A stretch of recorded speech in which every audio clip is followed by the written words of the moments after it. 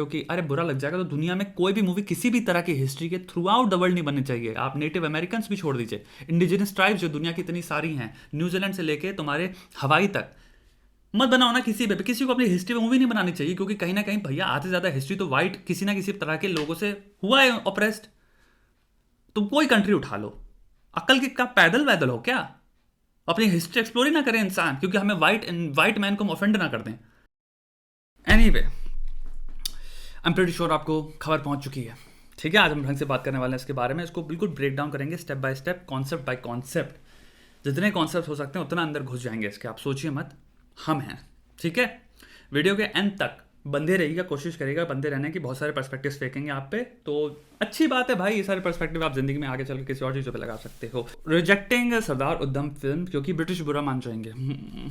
हम अभी भी 1947 पे, ये इंसान ने सिंगल हैंडेडली एक सेकंड में आपको इमेजिनेशन में 1947 के पीछे टाइम पे ले गया।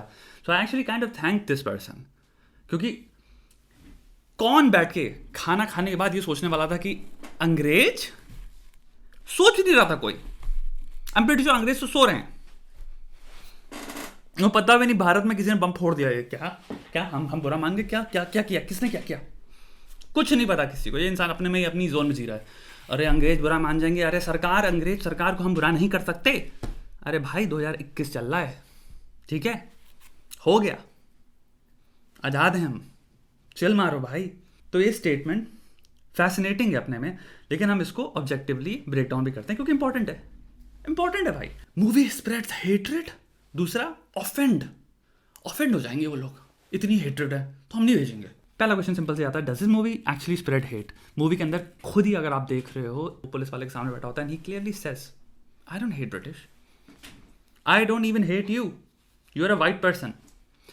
मैं एक इंसान हूं जिसको ब्लाइंडली अगर देखा जाए, जनरलाइज फैशन में देखा जाए, जो कि कॉलोनियल कंट्री से आ रहा है, आपने कॉलोनाइज कर रखा है आपके लोगों ने मुझे, आप एम्पायर रिप्रेजेंट करते हो। ब्रिटिश उस टाइम पे अगर आप पढ़ रहे हो, उनकी सबसे ज़्यादा अर्निंग, सबसे रिचेस्ट कंपनीज दुनिया की रही है। सिंपल स्टडी करना, ईस्ट इंडिया कंपनी आती है वर्ल्ड की one of the richest company throughout history, East India company.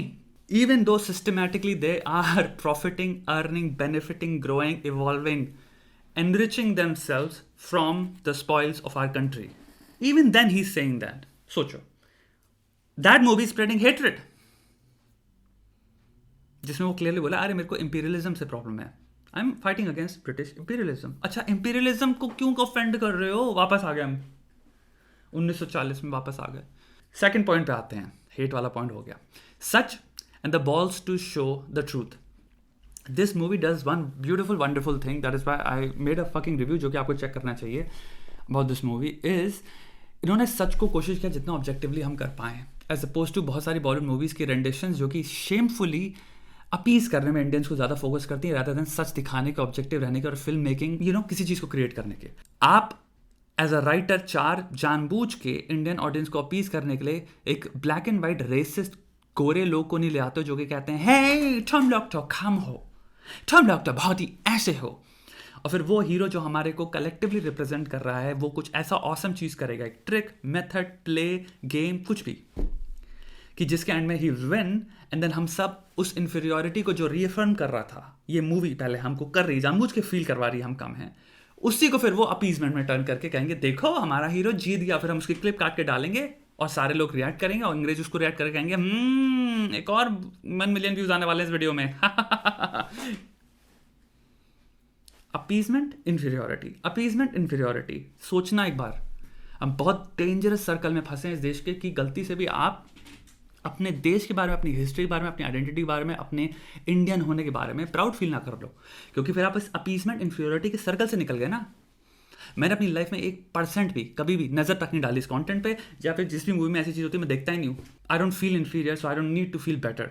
Then once a while comes some movie जो कि कहती है let's just focus on such, and it says let's just show the truth. Now Jallianwala Bagh से आपको offence लग रहा है कि ओ अंग्रेजों ने ये हमने दिखा दिया कि Jallianwala Bagh, I am pretty sure movie में जितना भी दिखाया उससे बहुत ज़्यादा हॉरिफिक था रियलिटी में।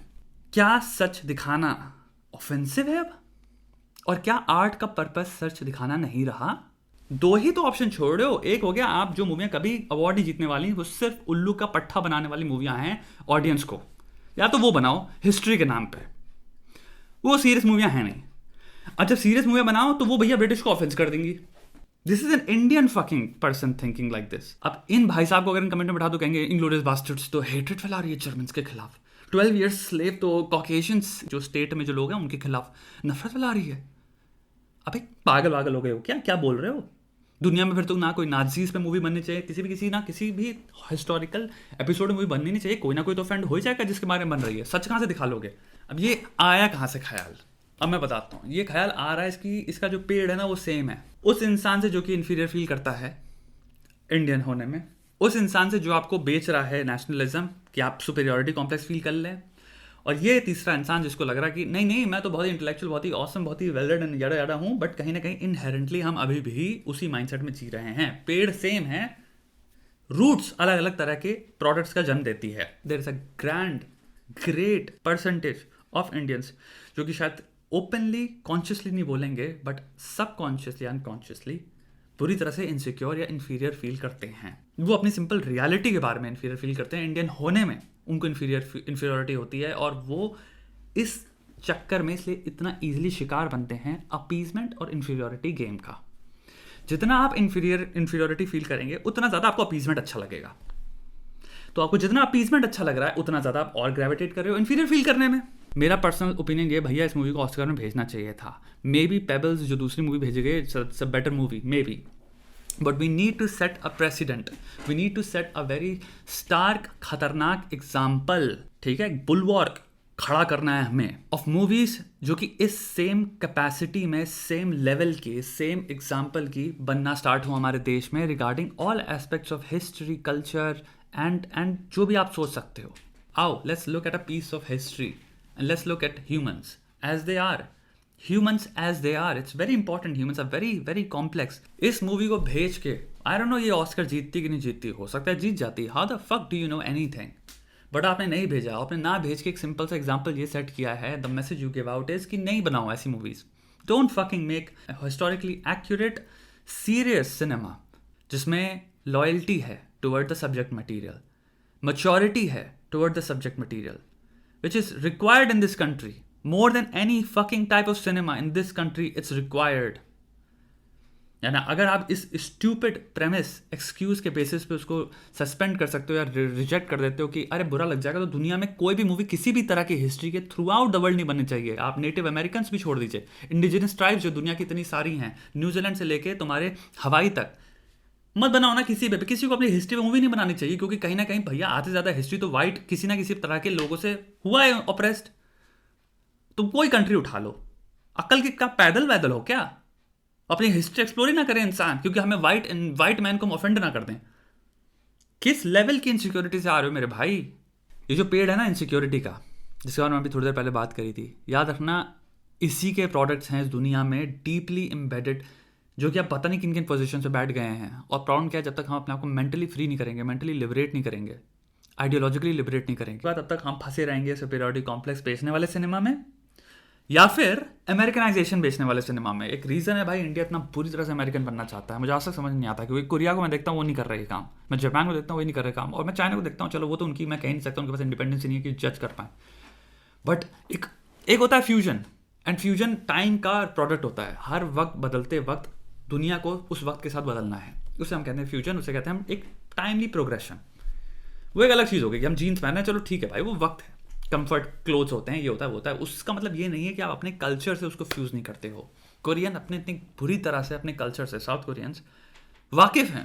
You comfortable being who you are. जब आप कंफर्टेबल ही नहीं हो बीइंग हु यू आर, तो आप क्या करोगे? जितनी जल्दी हो पाए ये मैं उठा के दूसरा आबरू पहन पाऊँ, दूसरा रोल मैं अपना पाऊँ। एंड हम अमेरिकनाइजेशन बेचना इसलिए एक्सट्रीमली ईजी एंड एक प्रायोरिटी है ऑलमोस्ट मीडिया की इन जनरल। और आप हो सकता है कह रहे हो कि बहुत बड़ी ग्रेट कंस्पिरेसी है, नहीं, humans are not that fucking bright.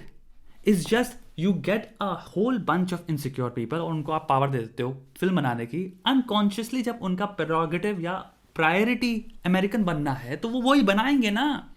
For example Karan Johar, he makes movies जहां पे इंडियंस मरे जा रहे हैं एक्टिंग लाइक अमेरिकन्स। बिल्कुल बुरी तरह से कैपिटलिस्टिक, एलिटिस्ट, वैपिड, मटीरियलिस्ट बनना है।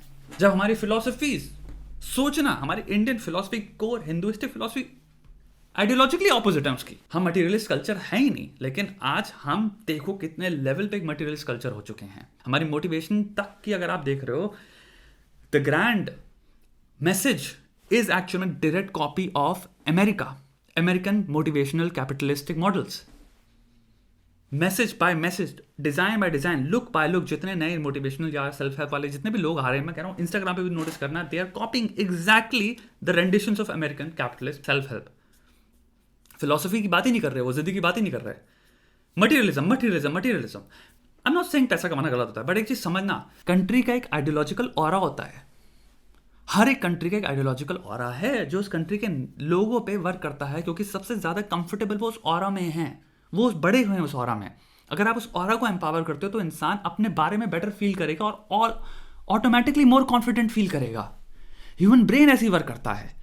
लेकिन जब आप उसको वो चीज़ें देख रहे हो जिन ऑरा में वो पैदा ही नहीं हुआ, तो आप उसको दूसरी चीज़ें बेच रहे हो कल्चरली, जो कि उस कल्चर के लोग कर रहे हैं। जब आप ब्लैक कल्चर्स के एलिमेंट, फॉर एग्जांपल मैं कह रहा हूँ इवन अफ्रीकन अमेरिकन कल्चर्स के एलिमेंट दूसरा इंसान कॉपी करता है जो उस कल्चर से नहीं है, आपको एक मॉकरी, एक पैरिटी दिखती है ना, हंसी आती है आपको, क्योंकि वो नहीं है उनका कल्चर, आप कॉपी कर रहे हो।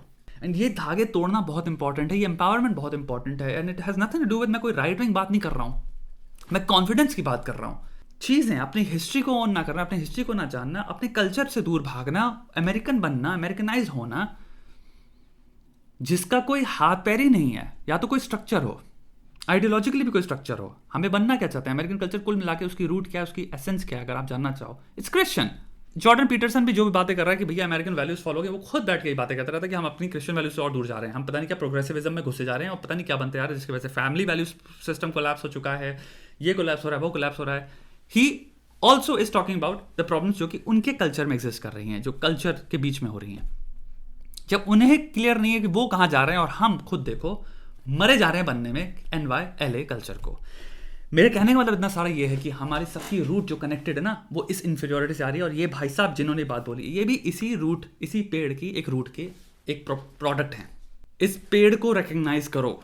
It's not helping you, you are affirming that you are inferior when you watch a superiority complex based clip, because वो अभी भी तुम्हें छोटा करके, फिर तुम्हें ऊपर करके, किसी को छोटा करके किसी को ऊपर करके पेस्ट है। तुम्हें कंपैरिजन से मुक्त होना है कि हमें मतलब ही नहीं, हम खुश हैं, हम कौन हैं, और ये हमारा इतिहास है। इतिहास में हारे तो भी कोई प्रॉब्लम नहीं है, ठीक है, इतिहास है, कुछ चीज़ें खराब हुई, इतिहास सबका जैसा होता है आपको वैसे एक्सेप्ट करना है, उसको चेंज करने की जरूरत नहीं है, एक्सेप्ट करने की जरूरत है। चेंज करना भी इंफीरियोरिटी का इंडिकेटिव है, एक्सेप्ट करो उसको, तुम जो हो काफी है।